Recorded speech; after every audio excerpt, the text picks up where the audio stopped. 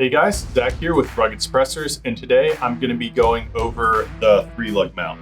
So most people know the 3-lug mount typically is used for subguns, say like the MP5.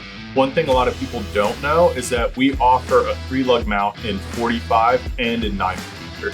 One of the big things with this is the 9mm version is rated for calibers that have a projectile up to 360 diameter, and the 45 for calibers up to a 460 diameter.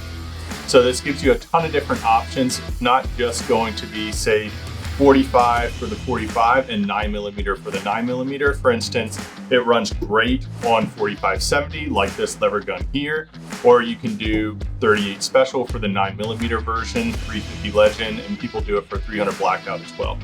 So a great way to mount it is you pretty much remove your booster system, whatever mount is in your Obsidian already, put that mount in.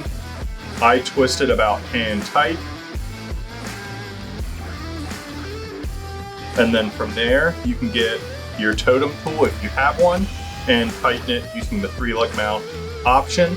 Another option a lot of people don't know about is if you don't have a tool on you, you can actually use one of the 3 lugs that's on your firearm.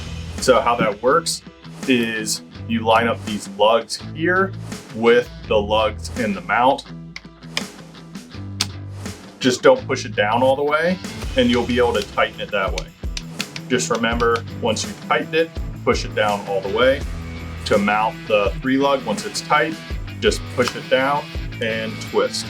And then one big thing you'll notice on our 3-lug mount adapters, if you have one, is there is a go, no-go on the mount. This is super beneficial just because whenever you're putting that suppressor onto the firearm, it allows you to have a visual indicator that your firearm and the suppressor are properly mated. That way, whenever you fire first round, your can's not going to shoot down range.